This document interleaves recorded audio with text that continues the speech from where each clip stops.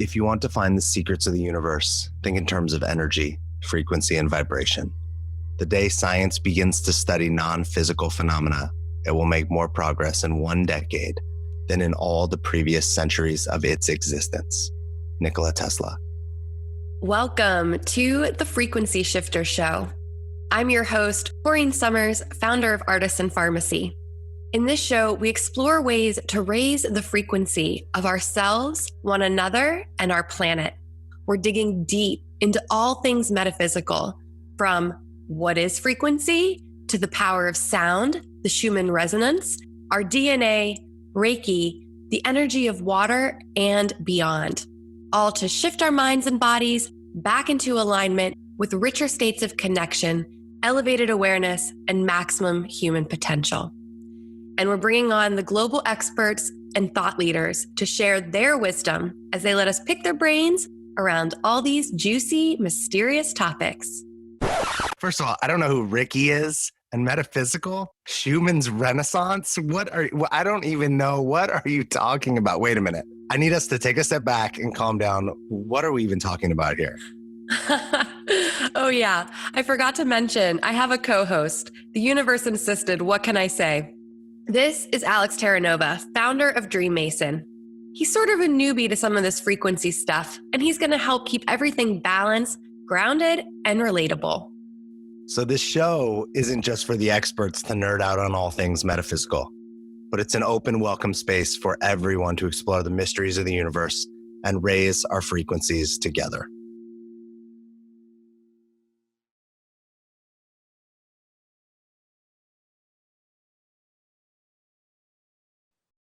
Today we have a dynamic duo in Ayurveda, Trudy Collings and Laurel Odom.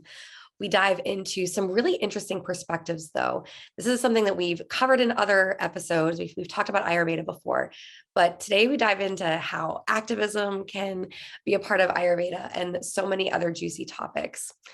Trudy is an Ayurvedic health practitioner, an herbalist, an Ayurvedic massage and body therapist, as well as a yoga teacher and one of the co-founders of PAAVANI Ayurveda.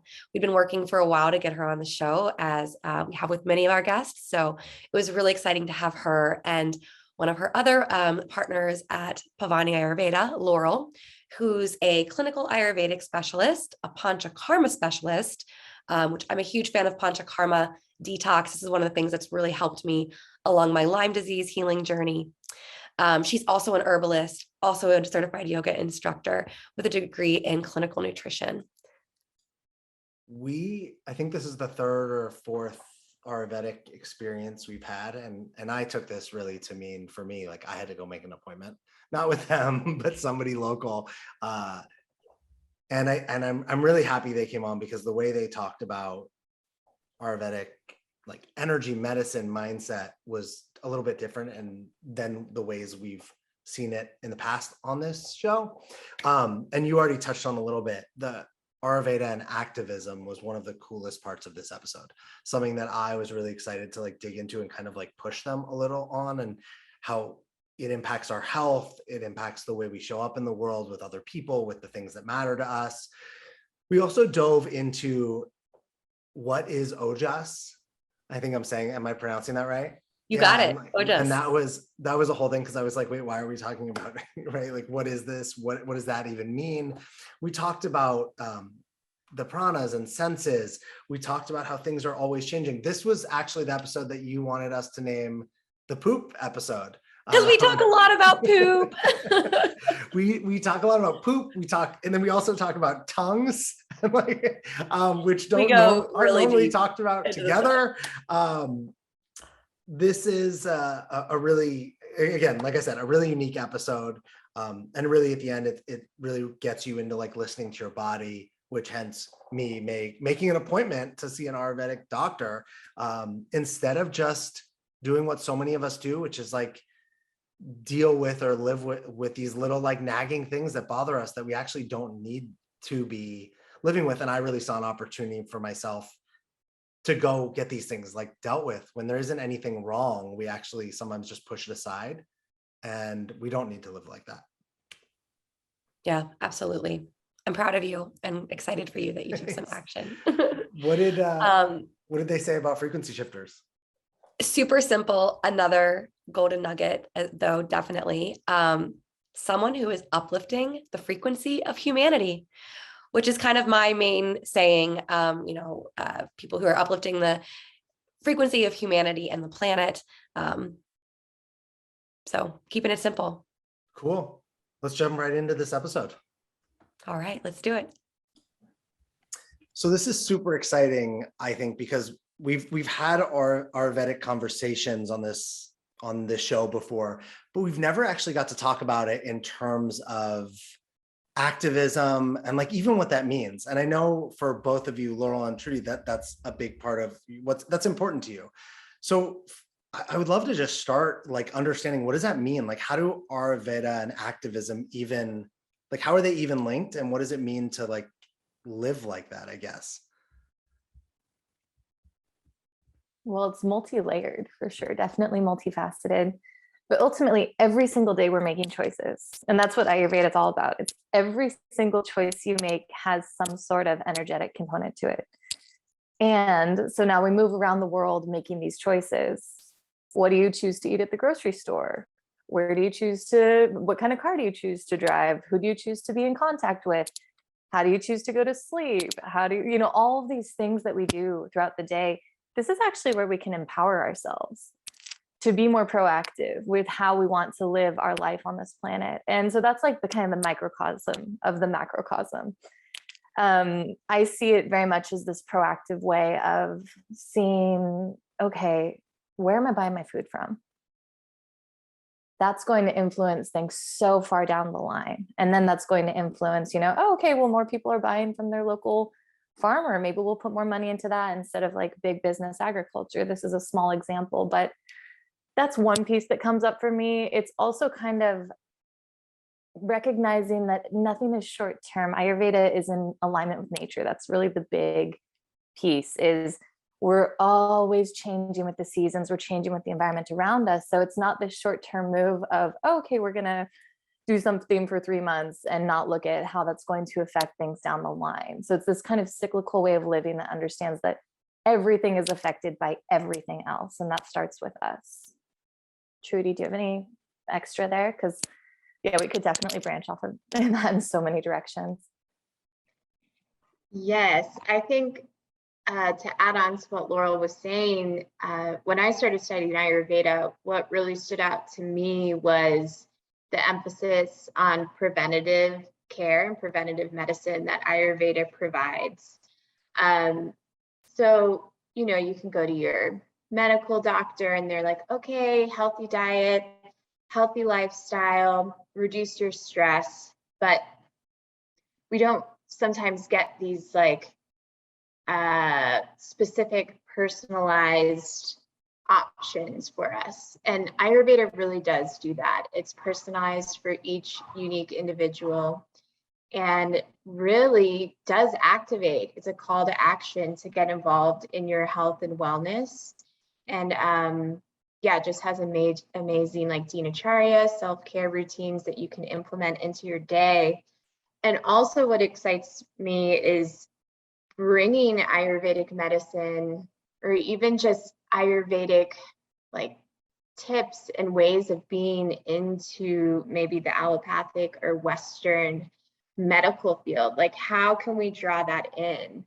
I think we could draw that in with working with nurse practitioners, nurses, doctors that are open to bringing in more holistic practices into their practice, and like also working at community centers, working with social workers, working with therapists, just to help offer a really robust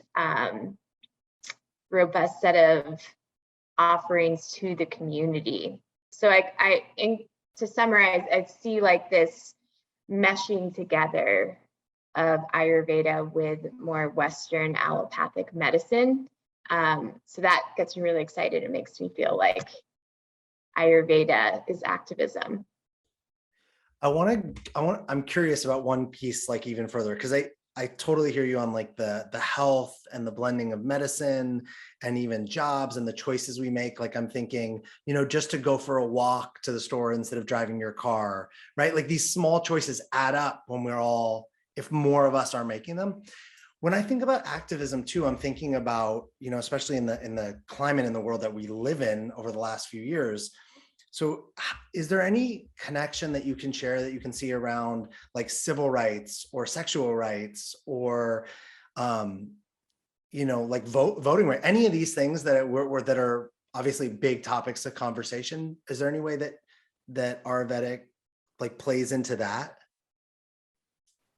I think absolutely. First and foremost, it always comes back to the individual. If we're individuals out there in the world trying to make change and evolve this collective, if our cups aren't full, which in Ayurveda we call this having good ojas, we get depleted, we get burnt out, and that's when the individual who's trying to make change in the world is then not going to be able to live out their dharma or their life's work or what they're inspired about at the moment because they're depleted.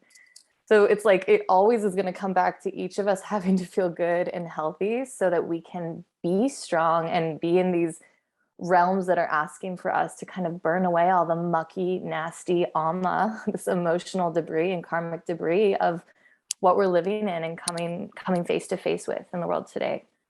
So I always see it as going back to the individual. And then you could bring that into, you know, the groups that are doing this amazing work as well. Hey guys, do we have balance around this? Do we have tech boundaries? How's your sleep been? How's your self-care? It's short term if we can't take care of ourselves, in my humble opinion. Yeah, that's so true. That rings home a lot for me. I was diagnosed with Lyme disease back in 2010 and struggled a lot with my health, which is what brought me to Ayurveda. I actually have 100 hours of Ayurveda training, practitioner training myself, and it's helped me so much. I've done panchakarmas, and that's been a big part of my healing journey in relieving my symptoms. And that was one of the things that I was told. I have low ojas, and I, you know, now I'm an entrepreneur. I'm a business owner. Having good ojas is really important. And You're all gonna tell us what ojas are. I'm oh like, yeah, we're getting to like, that. I'm not gonna tell you. Drink like a lot of OJ. Like, what is it? Don't worry. I'm gonna let the experts tell us. So could you just dive a little more into actually like what Ojas is and how we can, you know, use it to understand our health and, you know, wellness a little better? How I explain Ojas, and it might be a simplified version of it, but I like to explain it as Ojas is your physical and subtle body's immunity. Like, what is your ability to withstand stress right now? So when we go out into the world, you know, we're interacting with the environment, with different people, and we connect with everybody's energies around us. And if somebody's having a bad day and they take it out on you at the grocery store, in the car, road rage, like, how does that affect you? Does it get you frazzled? Do you start getting angry in your day and reactionary? Or are you able to just sit with that, sit with what just occurred and just observe it and not let it irritate you, bring up anxiety, or bring up any sort of those types of emotions? It's like having this golden protective barrier so you can withstand stress. And Ojas is also the final product of healthy digestion in the body. So it's like that essence of when all the tissues are properly nourished, the end result is healthy Ojas. I mean, it's essentially prana or life force energy, right? Like the quality or vibrancy of your prana. I guess that's kind of how I have understood it.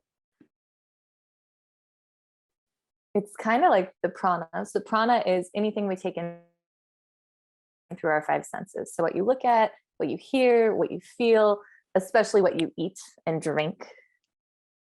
And smell is the one sense I've left out. So everything you're taking in is prana, as well as your breath. You know, you hear that a lot in yoga classes, of bringing in the fresh prana. So these are the ways that we bring in prana, and then we have to digest it some way. all of us are able, we're all looking at each other right now and we're digesting so much. Alex is wearing a black shirt and Trudy's got her blue light glasses on. Like, I don't have to think about that. My brain is just like, boom, boom, boom, boom, boom. I'm knowing that this is happening. That part that metabolizes the prana is called tejas. And that's the fire element. That's the most uplifted form of the fire element, is clarity and the ability to perceive. And then from there, that through that digestive process, we store it. And what that storehouse is our ojas. So for food, this takes a long time, right? Like, we got to chew the food, it goes down our esophagus, into our stomach, and then through our small intestine to the liver, and then to all of our tissues. In the Ayurvedic view, it takes about 45 days to build ojas on a physical level through food, beverage, herbs. So prana nourishes the ojas. Yes, prana becomes ojas. Yeah, and they're all working together. I think of the recycle sign. Think about it. When somebody sits down for an Ayurvedic like consultation or session, how are you like measuring, monitoring their ojas? Like, right, how is, like, just speak to that a little bit. Like, what are you interpreting? Yes, so that's one piece of many that we're interpreting. You can find ojas through how often someone gets sick, how many emotions they're having, how frequently they have mood instability, how stressed out they are, and how their sleep is, how their energy levels are, how their libido is. There's all these pieces that add into seeing, and how creative they are is another one. But we're also looking at step one, which is digestion. Could they also, like, as I hear this, I'm like, oh, I'm good there, not so good there, not so good, right? Like, so my curiosity is, it's not like they would all play out. You could show up really powerfully in a bunch of those areas, like really strong or like healthy, let's say. And then in like one or two, maybe not. Could that still point to the same things as somebody who is experiencing like not, great relationship with all of them? Does that make sense? I don't know if I like. Absolutely. Yeah, no, it makes absolute sense. And it really rides on Ayurveda's way of looking at people as unique individuals made up of all the doshas, all the qualities. So some things will express for some people, some things won't. And that's what makes the treatment process unique as well. You're not just going to do a one size fits all approach to healing, which is what I love about Ayurveda. That's why I really resonated with Ayurveda as well. It's not a one size fits all, and the fact that it allows change. We're cyclical and connected to nature, and that we work best within these rhythm and cycles that align with the rhythm and cycles of the earth. But that means that it's subject to change, and that as we move through our life experiences, we might need something different in our healing journey at different times. Like, I always struggled in my earlier years I felt like I had to have the same structure and schedule every single day and do the exact same things. And probably one of the biggest freedoms I've gotten from my Ayurvedic and healing journey is that now I feel empowered to make a different decision every day based on how I feel and what I intuitively know I need in that day. I'm sure that's some of the work that you do with your clients, empowering them to make their own choices. But if somebody is like just getting started, do you have any advice for them on, I guess steps that they could take to start to empower themselves, or where would they get started with Ayurveda if that's something they desire and they feel really far from that right now? Well, I always think the best thing to do, if you're able to, is meet with an Ayurvedic practitioner. Like, Laurel is a clinical Ayurvedic specialist, and she works one-on-one with clients. Honestly, that's the best way to assess your current state of imbalance, and you can learn ways to help support your own health and wellness. If you are not able to meet with a clinical Ayurvedic specialist, I would say, like, pick up a book. Like, you don't even need to pick up a book. There's so many great resources online, but if we're talking books, like anything by Dr. Frawley, Dr. Vasant Lad, these are preeminent Ayurvedic doctors and scholars, and they always provide a great introduction in their books. Like, Ayurveda in the Mind is a great book. Dr. Lad even has a textbook. I think maybe it's 4 volumes, Laurel, of Ayurvedic medicine. So there's great resources just to get familiar with what Ayurveda is, and familiarize yourself with it. And as you do that, you will start to reveal like the way the doshas are at play in your body. And you can start looking at digestion. Like when I first started learning about Ayurveda, all my friends would joke with me. They're like, Trudy, you're going to poop school. I'm like, yep, the poop is like, it's like the, the magic ball. It's like, lets you know what's going on. And that's a major part. Like, that's a great place to start. Like, what are your bowel movements like? Are you having a bowel movement daily? If you're not, you definitely have some constipation going on. That's a vata imbalance. There's some excess dryness in the body. So we want to bring in more moisture. Things like that. And if you have more loose stools, things are a little hot, maybe you have some excess pitta going on. If you have sluggish digestion, that's more connected with maybe an imbalance in kapha dosha. So going back to Ayurveda as activism, like, yeah, it asks you to pay attention to yourself and engage in that self-care daily. So I think a great place to start is, just doing a little, what do you call it, Laurel? Like a poop journal? Yeah, a little poop journal, elimination journal. That's a great place to start. I love that so much. I am a big proponent of we need to talk about our poop more because so many people don't know they have a problem. I look at my poop all the time. I'm like, what's in there? Are we good? Am I digesting everything? Like, what's the color? What's the shape? But that's also because I had so many like chronic health issues that I had to solve. And so I've gotten really comfortable with all those things. I know it's like weird for a lot of people, but thank you for saying that. Could you talk about the tongue a little bit as well? Because that's another area, I think people don't understand how important the oral microbiome is. It's our entranceway into the body where all the pathogens go. And with such bad gut and oral, bacterial health these days, it seems, I believe that's the main way people are like getting all this stuff in their body. So I'm a big fan of the coconut oil pooling and tongue scrapers. How do people know if they need that? What does their tongue I have to say, look there's like? only a few topics where you go from poop to tongue conversations back to back. Ayurveda always seems to be one of those.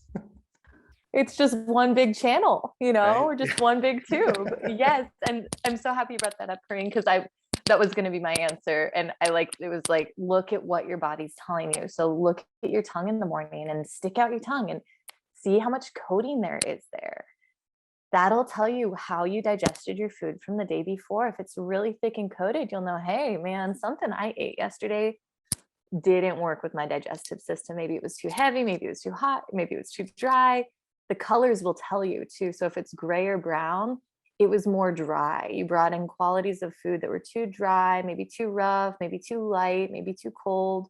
If it's yellow, it was too hot and acidic, like fried foods, acidic, caffeinated foods, alcohol, these sorts of foods that bring in a lot of heat to the body, hot, spicy foods. And then if it's white, it's going to be more of those like heavy, dense foods like dairy. And really, it could be anything that you don't have the digestive capacity for. So you check that out in the morning. Scraping the tongue, I think, is a fantastic way to then, like, you see the coating, and then you can even look at your tongue even more once the coating's gone. And then it tells you even more. Do you have cracks on your tongue? Do you have red outline around the perimeter of your tongue? Are there bumps on your tongue? And all of that says something too. So yeah, usually that's what I get started with people on, and tongue scraping and a warm beverage in the morning, be it warm water, warm lemon water, warm lime water. And then, yeah, looking at your poop and your urine, it's a great place to start. Laura, will you speak to just a little bit more about the subtle difference of, I wake up and the first thing I do is like 30 ounces of lemon water and it has like chlorophyll in it, but it's cold. It's just cold because that's the temperature that it comes out of the refrigerator, right? The filter. What's the difference? Warm beverages is Ayurveda's jam. Yeah. So like but why? What's the difference, right? If I'm like consuming, and I get it's not like boiling water, right? It's like warm, I'm guessing like room temperature more so. But what's the difference in my body? The same exact thing being the temperature out of the refrigerator versus it being warm. Yes.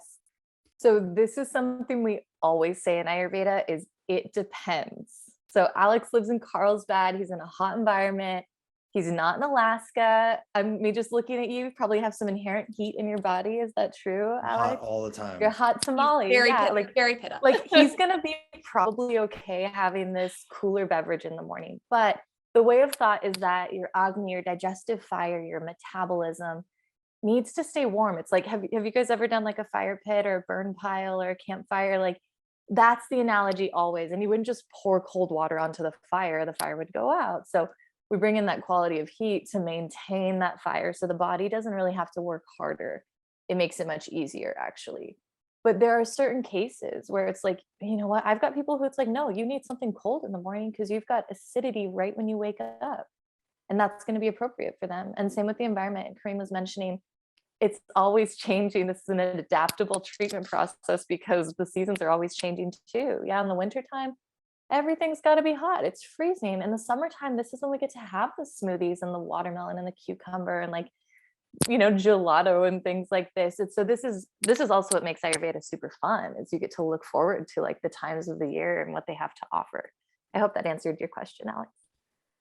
Yeah, well, I mean, I think it makes it really clear, like it's not it should be warm or it shouldn't be, right? It really depends on the person. I think that's what I find the most interesting about this is how, right, typically in America, we go to a doc, it's all generic, right? We have educations like this too, which is why so many of us miss out on what would actually work for us, is we've kind of created like a bunch of boxes.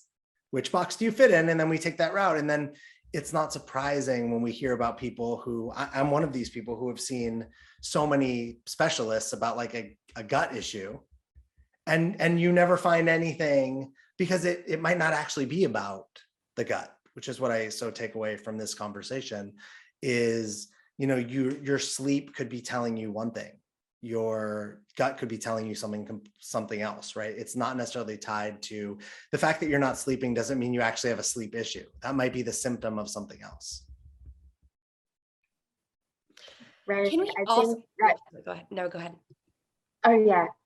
So I think that's a really interesting point, Alex, because a lot of times you go to the doctor and they run tests. They're like, nothing's wrong with you. And you're like, okay, well, there is though. Like I don't feel settled. Yeah, I don't feel good in my body, right? And it's that feeling of being established in the self and feeling calm and balanced. And again, that's why I love Ayurveda, because it looks into like the subtle nuances of your day, and doesn't just look at the physical body and run tests, like what's going on mentally and emotionally as well. So its holistic approach is really going to help support someone, you know, especially if you do go to your medical doctor and they're like, nothing's wrong with you. Like Ayurveda could be a great support just to establish a regular routine or lifestyle that's going to support your specific needs.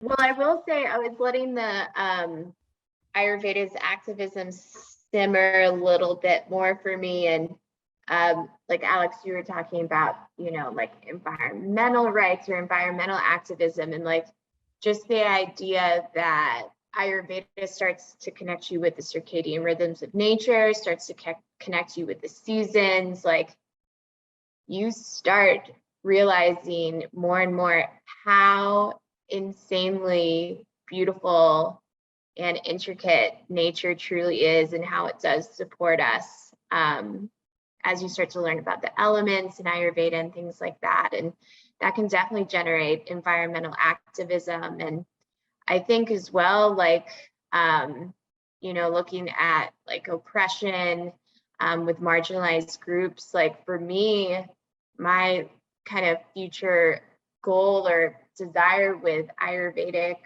medicine is, how do we reach not just one type of population? Like, how do we bring this knowledge to people that need it? Like Latin Americans, African Americans, for example, have higher rates of dementia and Alzheimer's. What is that? Is it environmental stressors? Is it health and lifestyle stressors? Does discrimination play into that? We don't really have that evidence-based research to prove that yet, but I think there is a tie between oppression and, you know, higher rates of disease for oppressed and marginalized groups. So like, how can we bring that to different groups of people is something that I'm kind of simmering with as well. It's such a major problem. It's something I think a lot about too. It's way too big of a problem that I know I can't handle it. I don't know what to do about it. But it makes me so sad. Like these food deserts and things are so real. And I've experienced a lot of that, even going from Chicago to Pittsburgh.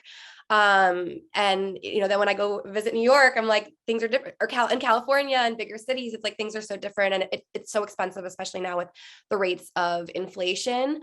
It's one of the things that I practice gratitude for and say thank you for daily, is that I can afford to buy fresh food and all my Ayurvedic teas and live the kind of lifestyle that I live, you know, get supplements and herbs and all of the things, but it's expensive. It's incredibly expensive, and it shuts so many people out from good health.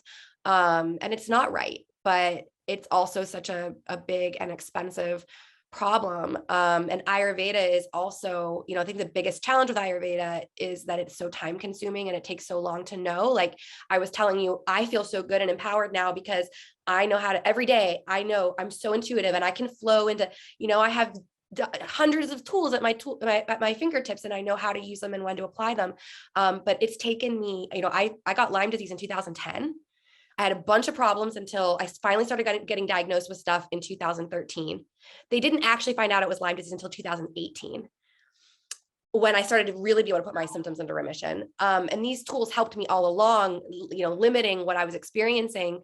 And I just continued to get better and better and better. But it's taken me so long. You know, my yoga certification was in 2012. Like it's been 10 years of learning, a whole 10 years of learning. And people can't just do that. Like when you're really sick right now, you need help right now. And it's hard to you know, I always struggle with where to give people advice there and where to start, because the end goal feels really, really far. And, you know, I also believe everybody needs detoxing right now because our environment is so polluted and poisonous and toxic, physically, as well as like through our food and our environmental toxins, but also our social culture and, emotionally and our mental health and social and emotional health is also suffering. And so I believe, and technology, like all of these things are impacting. Everyone needs these tools, but not everyone can get them. So what do you tell those people? Where do you start? How do we make change there? I have no answers, but I mean, definitely something I think about. I think a lot of people right now in the yoga and Ayurveda communities, I mean, I hope people are. I think there is this more awareness now, you know, like since George Floyd and Black Lives Matter movement, like just really took off, is like, yeah, how can we reinvest in communities? And like, as you were talking, what I'm thinking is like, it's great to have Ayurvedic practitioners, you know, working one-on-one with clients. Like we need it all. And if you're studying Ayurveda, like Laurel and I always are like, people want to maybe become a practitioner or a specialist or a doctor, but like, no matter what your path is, Ayurveda is just going to accentuate your gifts. So we need Ayurveda like in the private sector, in the public sector, in nonprofit agencies, like in government, like to have this knowledge, you can't help but let it inspire your work, no matter what your work is. But yeah, I just think reinvesting in communities and having programs like having a community garden, like how do we support that where there are food deserts? Like how do we bring in Ayurvedic nutrition classes, Ayurvedic dinacharya, self-care practices into schools and things like that. So I do think there is a desire for that, but it's just people getting organized and sharing that with their community.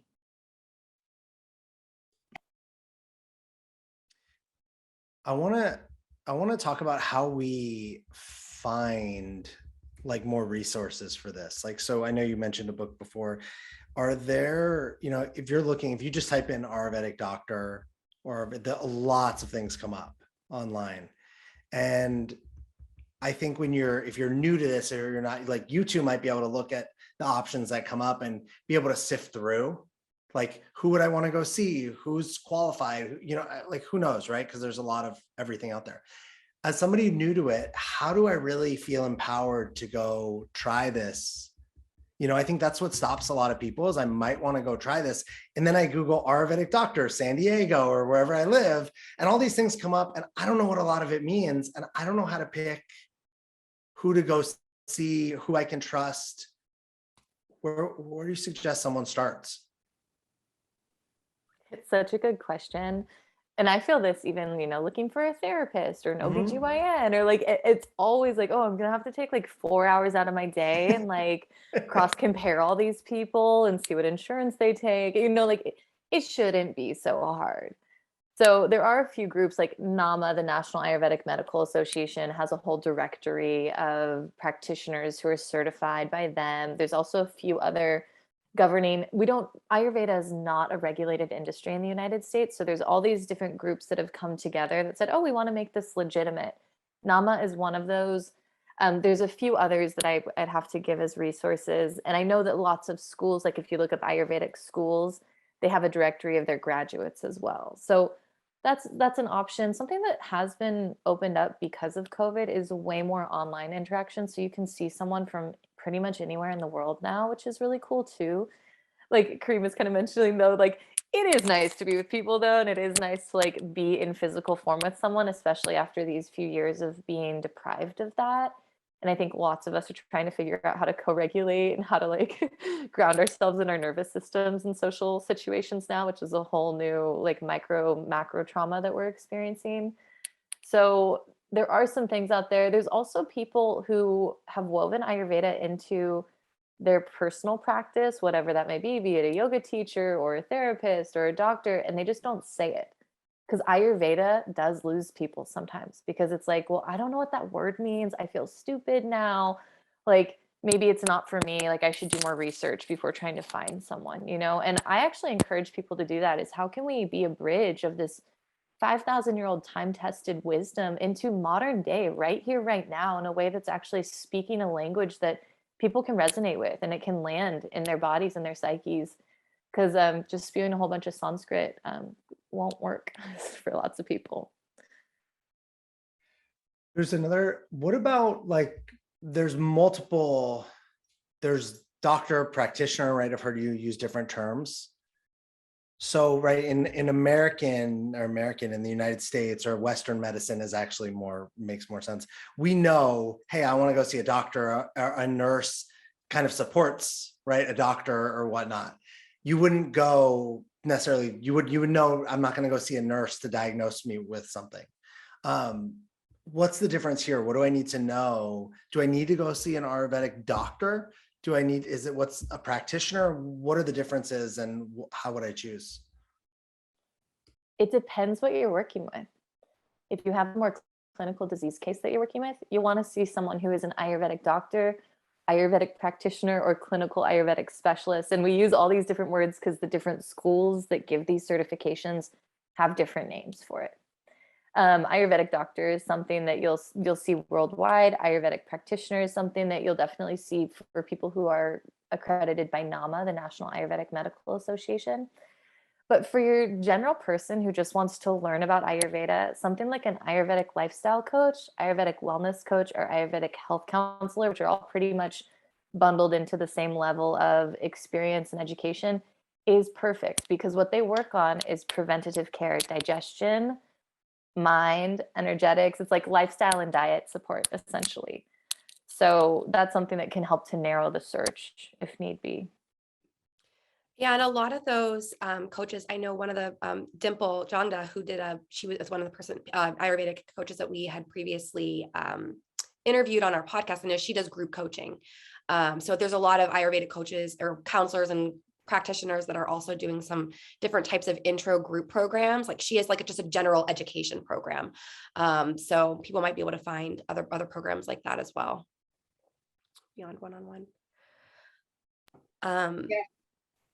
I think as well, like Laurel was saying, like an Ayurvedic wellness coach or something like that, if there's an Ayurveda workshop in your local area, like at a community center or yoga studio, and you're interested in learning more about Ayurveda, go ahead and attend that class or workshop, because you're going to learn a lot about the foundations of Ayurveda through that class.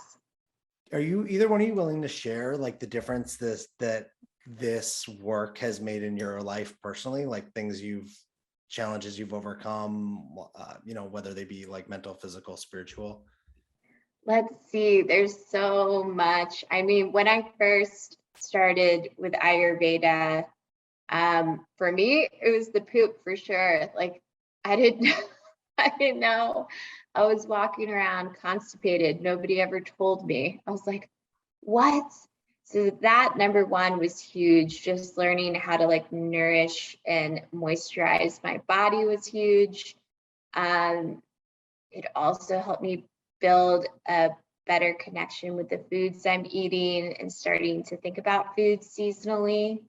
Also helps me with my sleep patterns, because sometimes I would get like fear, anxiety, overwhelm going to sleep. So it definitely helped with that. And I think just that nervous system support, just knowing when you're getting burnt out or taking on too much, just knowing that you need to take that pause and how are you going to support the nervous system is something I think about a lot. And also just being able to interact with people. And I think it's easy to latch on to maybe things that annoy you about other people and things, but when I'm interacting with people, just trying to like build empathy and understand where that person's coming from. And I think having an understanding of the doshas and the elements helps me with that. Those are a few things. Also, like just looking at, what type of products I'm putting on my skin. It helps me to always look at labels and things like that. So just build greater awareness overall in my life, I would say. Yeah, I would agree on the awareness piece. That definitely comes up of like, I just know myself so much better. I'm thinking back of my path and what got me here. And it's definitely a ping-ponging about I was a serious athlete in high school. I tore my ACL. That's how I got into yoga. I went to college, studied clinical nutrition, was doing yoga and clinical nutrition at the same time, but really didn't connect with it. But during this time, I was also living a lot of life. And mine's kind of more of, honestly, I don't know how sexual we get in this group here, but I lost my virginity really young and didn't have a sense of self and a sense of like my own personal needs, how to co-regulate myself. I co-regulated really early on in life.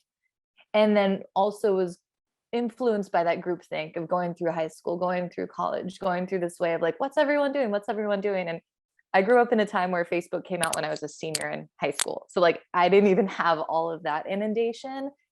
So, I mean, just to jump ahead, I teach a teen sexual education and feminine form embodiment course now, because I'm just like, wow, this is the roots of health in my view. But once I got to Ayurveda, I really got to connect with, this is, instead of kind of moving through life with this very regimented approach to diet and very regimented approach to exercise, and that being the way I based my self-worth, it was now nourishment as a source of really understanding how to take care of myself. And that balance, it's not always just work hard, push hard, do more, do more, do more. It's actually the opposite. It's like, how do we have balance within our lives of rest and expenditure and striving and having goals, and also just surrendering and being in the present moment and really resting into that space of gratitude. So I think it totally transformed my relationship to my body, and because of that, then also the relationship to all the people around me too. And Laurel, I also had acne and stuff like that too. I had like these little like things that were poking up showing like, you've got too much heat in your system, like anger, intensity, short fuse, acne. My elimination was very pitta type, so the opposite of Trudy. I was probably going more like 5 times a day as opposed to not going at all. So that also, for me, it was this excess heat, which I had valued. I'd placed my ego in essentially. But then I realized, this is actually like out of balance. We got to bring in some water here and some earth here. So yeah. Laurel, you made me think as well, like another piece of activism. Ayurveda helps you love your body. And I think that's really important, especially for females. Like it's crazy out there, like the bombardment of images and like expectations. I can't imagine like being a younger girl growing up now, and it's overwhelming. So when you start learning about like ghee, like clarified butter and healthy fats, it's like basically the anti, count your calories 100%, or fat-free milk. Like it's the opposite of that. It's like that was really powerful for me too, because I'm like, yeah, healthy fats, nourishing foods, like that's going to keep you juicy. And that was just kind of a revolutionary thing to think about too. So it really Ayurveda can change your relationship with food, which is such a huge component for people. Well, I love that you brought that up and that you said that. Our culture just like pushes people so much towards a lack of worthiness, shame, and hating themselves. It's horrible. That's like, we could have a whole other podcast just on that and social media and dealing with all of that. But it's truly that Ayurveda teaches you to love yourself, love your body. Have you guys heard at all about have you heard the term in Ayurveda, the sensosexual energy? No, yes, no. It was a concept I learned in 2020. I did a panchakarma in India, and these guys, they're so funny. When I got there, they're all like these male Indian doctors, and they're like, you need some fat. You're a woman. You're too skinny. Your hormones have nowhere to go. You need fat in your belly, or your hormones. You're gonna have terrible menopause later in your life, and different things like that. And I'm like, oh, it was a mind-opening one to understand that, like, oh, my woman body is supposed to have more fat in some ways as a place to store these hormones and balance my hormones. And then this idea of sensosexual energy, which is, they kind of described it like, okay, a lake has 4 rivers and everything is supposed to flow equally into these 4 rivers. And they said that those 4 pillars or rivers in our health are food, sleep, sexuality, or procreation, and safety. So that's like your foundation, like, are your needs being met? And that if things are flowing, things should always be flowing equally, but if they're flowing into one more or one less, then we naturally try to make up for it. So this helped me a lot in understanding, like, also sometimes things aren't like, we have to balance what's happening in our life. Like, so for instance, if you're not sexually satisfied in a relationship, you might overeat or oversleep or something like that. Or if you're not getting enough sleep, that might also affect your sex drive, or you might be too hungry or not hungry. And just that these things are all those 4 pillars are really interconnected. I haven't done too much diving back into that concept since the class, but when Laurel mentioned sexuality, I was like, oh, I wonder if they've heard of that concept as well, because it dives into how important that facet is, and all 4 balance each other out. Absolutely. This is such a big one too. And I'm so grateful that you brought up, if some of your needs aren't being met, you might try and fulfill them in other ways. And that's a whole other piece of this diet culture, as well as like any of us who grew up in the 90s. It was like non-fat, no fat, which really meant excess high fructose corn syrup pumped into everything that we ate. But the word for fats in Sanskrit also means to love, snehana, to oil. It's this oleation internally and externally. We need that to feel nourished and to feel good. And when we're not meeting those needs, or maybe something's happening in our lives, anyone ever been stressed out and reached for whatever the thing is that makes them comfortable? I think that's super normal and kind of wise for the body. It's like, I want to find homeostasis. How do I achieve that? Give me the thing that I love, And that also goes on to this culture that's so focused on weight and body image. And we say, oh, overweight, you're being gluttonous and indulgent, when really it's like, you're dealing with grief. You're dealing with some form of heaviness. You're dealing with a loss. Like, there's a reason that your physiology says, we need to hold this. We need more tissue to feel safe and grounded on this planet right now. And I feel that that's such a different approach than we get. Even, I went through clinical nutrition. It's very different. Like, oh, you're overweight. Okay, we need to cut your calories. and increase your exercise. And Alex kind of mentioned this of like, well, what if it's more of a mental, emotional thing and not even a physical thing? We place a lot of attention on that in Ayurveda. And for me, I think that's so much of the roots, and especially in this day and age, like I'm really seeing it more and more. And you guys are the frequency shifters, you know, like it's frequency. It's not so much that the physical is a representation of that, and that subtle body expresses even quicker than the physical lots of the time. Yeah, I think that's such a huge point. Like I'm sitting here and I'm thinking about myself and how like overall I feel pretty great and I don't have anything like health issues or anything wrong. But I would say multiple times a week, I wake up in the middle of the night, really hot, in sweat, like sweats, like, and there's a fan on, it's not hot in the room, right? And I'm having some, and I'm not having a nightmare, right? It's like, I don't know what's happening. And that in a way, like when I'm listening to this, I'm like, my body is telling me something and I'm not listening. And I had the similar experience. I went to a sound bath, a full moon sound bath, like a week ago, and I'm lying there, and the only thing that kept coming through was I kept hearing a voice, which felt like my body speaking to me saying, I'm trying to tell you and you're not listening, and you're not listening, and you're not listening. And one of the things, there was multiple things. It wasn't just the sleep, but it was like, you're sore because you stopped going to yoga. Go back. But it was so clear when I got quiet. But we think about things like, oh, I'm sore, or my joints hurt, or I'm not sleeping. And it's not like an actual problem, right? I'm not up all night. I just wake up and I go back to sleep, and my joints were like feeling kind of sore, and it's not enough to like actually go to a doctor because there's not anything wrong. But my body was giving me these hints. And I think that if you don't listen for long enough, all of a sudden, then you have what would be like a real actual problem.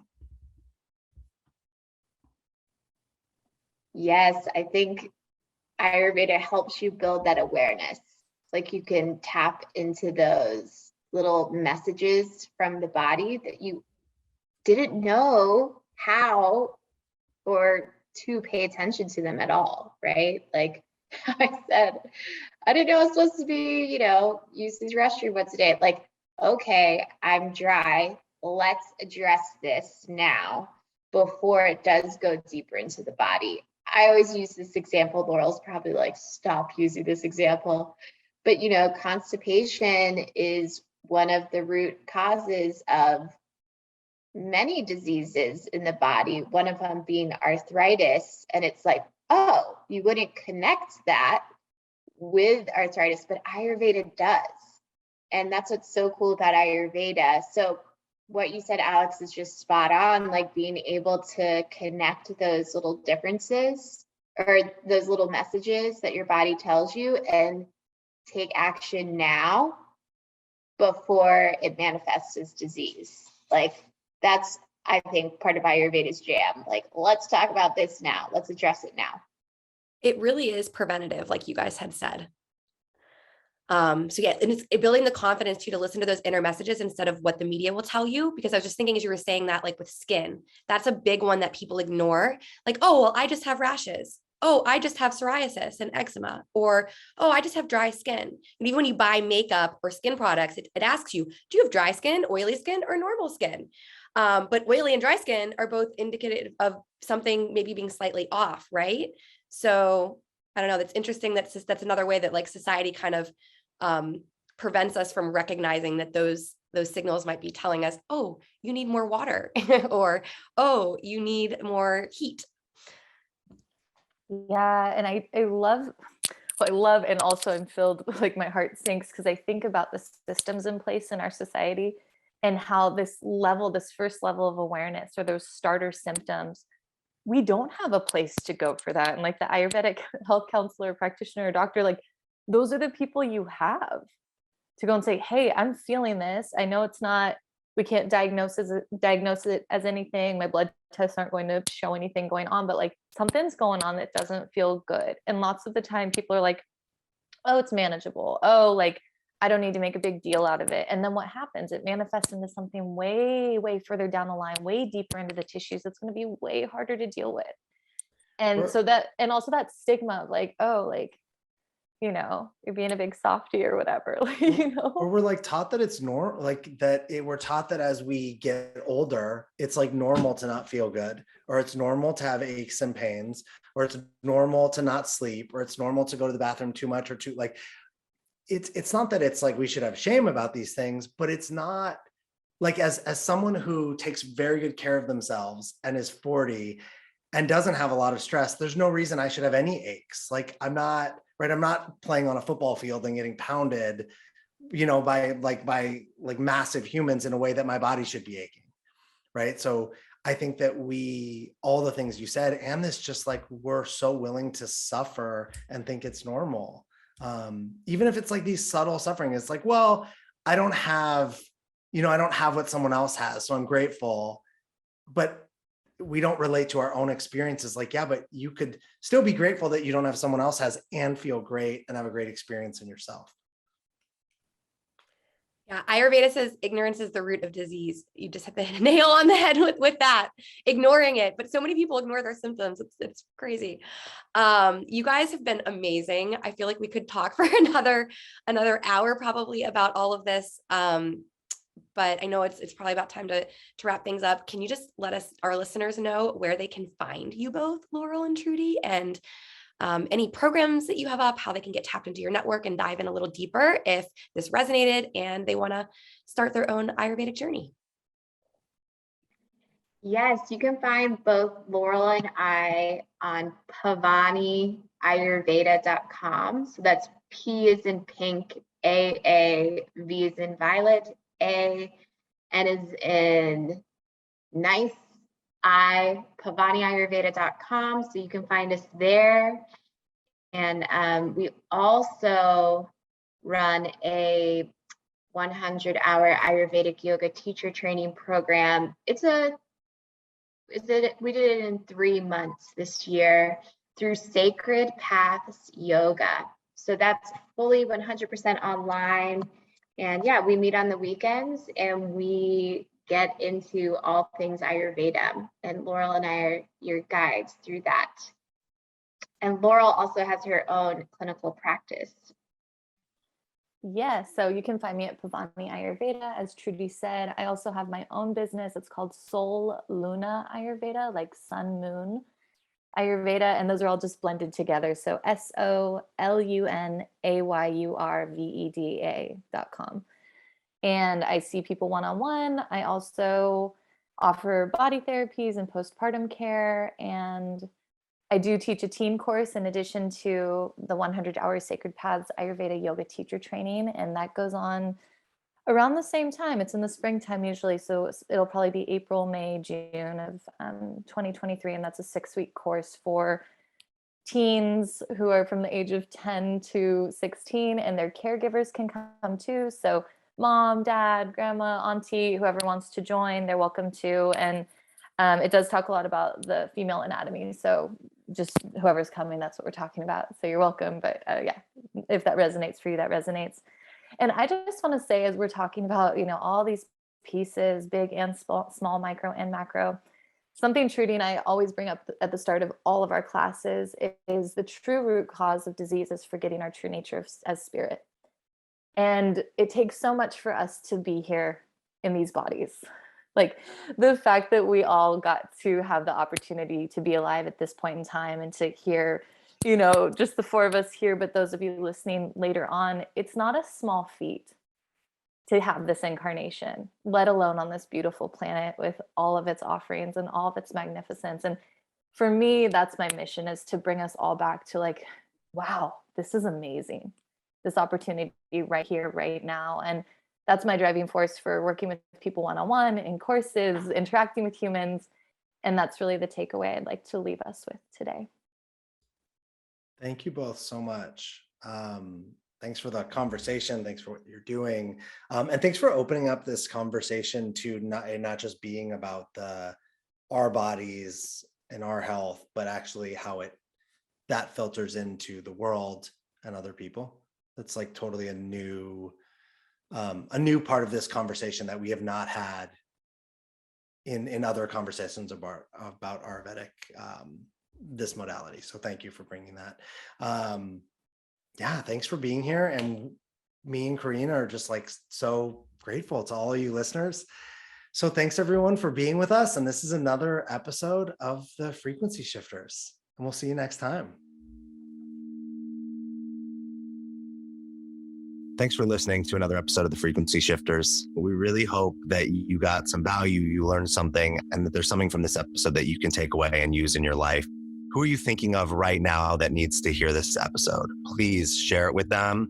Share this on social media, subscribe and like and leave a comment. And please, if you have a comment or an idea or something that you want us to talk about or investigate, leave it online and we will go into those and bring you that information. Please like, share, and subscribe, and we will see you next time.